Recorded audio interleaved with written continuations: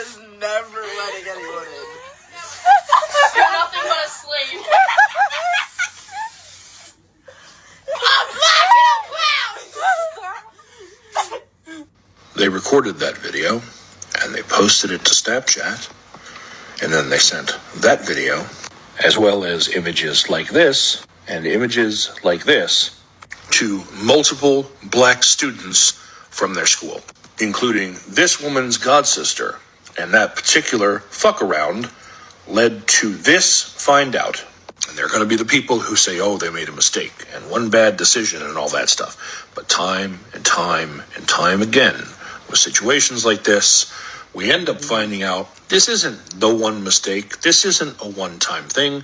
Several people in that thread who know them claiming they regularly use the N-word toward black students in school, and the school has done nothing, which led them to feel entitled, which led them to think that was okay. At the end of the full clip, one of the girls says, oh, my mom's texting me, and I wonder, does your mom know what you're currently doing? This is why I say parents have conversations with your children, teach them that stuff like this is wrong.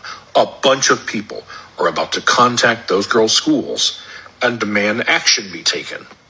Those girls will likely be haunted and followed by this for years to come. If you don't teach your kids that that stuff is wrong, the world is going to teach them for you, and it's going to hurt. You're a black girl! Nobody's going to teach them anything. You want to know why? Because I don't know their name. You don't know their name. They're going to grow up and get jobs, and they're probably going to be your next governor, police officer, or judge. And we wonder why the system of white supremacy keeps going on and on and on. Want to know why? Because they're never stopped as children.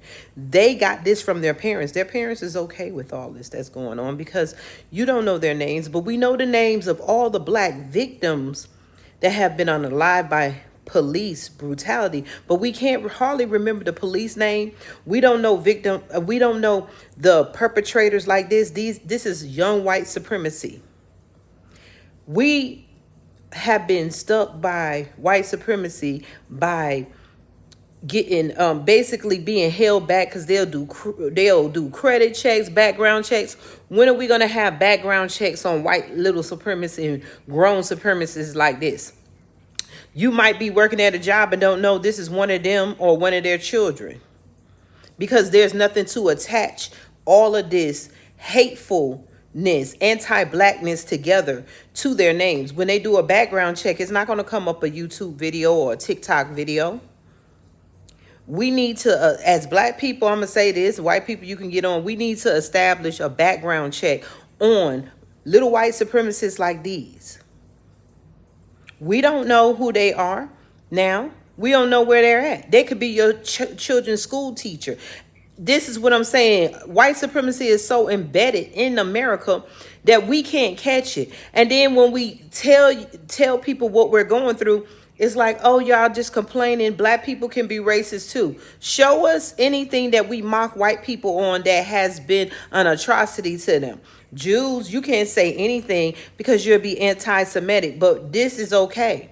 And there's no way, there's many and many videos, many white kids, grown people that does all types of racist stuff. But we don't have a website. We don't have a background check to say, hey, when they go get a job, be careful because little Susie, little Becky, she did this, and that.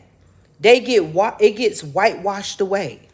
We complain a little bit and then they go on with their lives and become your judge, sitting on a jury somewhere. This kind of stuff should be known. We should know their names, them and many others.